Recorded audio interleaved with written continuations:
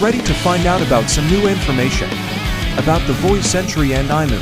Then you are at the right place. Get ready and let's go. ゼロになったっていい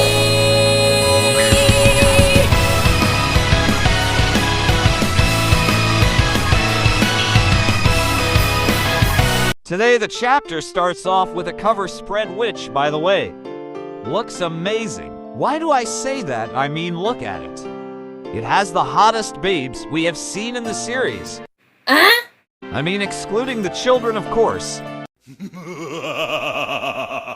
One Piece Chapter 1084, titled The Attempted Murder of a Celestial Dragon.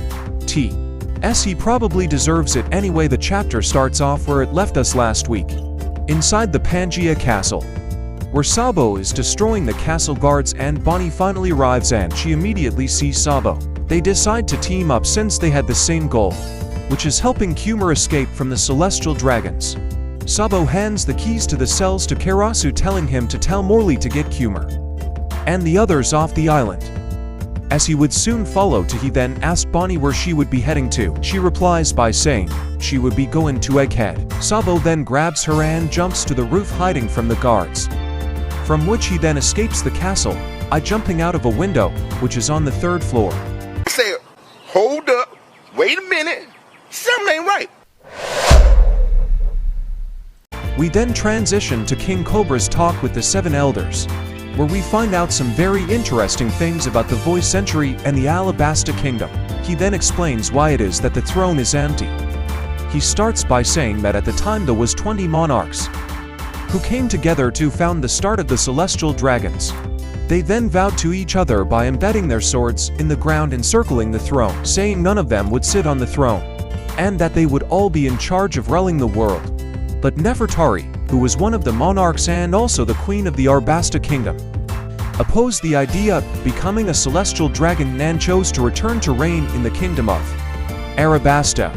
He adds on saying that he has scoured through all his kingdom's ancient texts but nothing ever mentions her name after the voice entry, and that there was no account of her ever making it back to the Arabasta Kingdom. As the elder Geisha answers, we transition to Aimu listing in on the conversation. Geisha then confirms what King Cobra was saying, and adds on by saying they don't exactly know what happened to her, since the events took place 800 years ago. King Cobra then asked about the meaning of the D initials. Elder Gandhi then asked why he was asking, to which Cobra replies to by saying that Queen Nefertari had left behind a shorthand letter, which had been passed down from generation to generation, and the conversation is then cut short. As we then transition to the public court yard of the Pangaea Castle, where we see Kumar being ordered to chain and kidnap Princess Shira Hoshibai, celestial dragon. The other people choose to run away, either then helping her. Her big brother rushes into trying to save her and is quickly blown away by Kumar.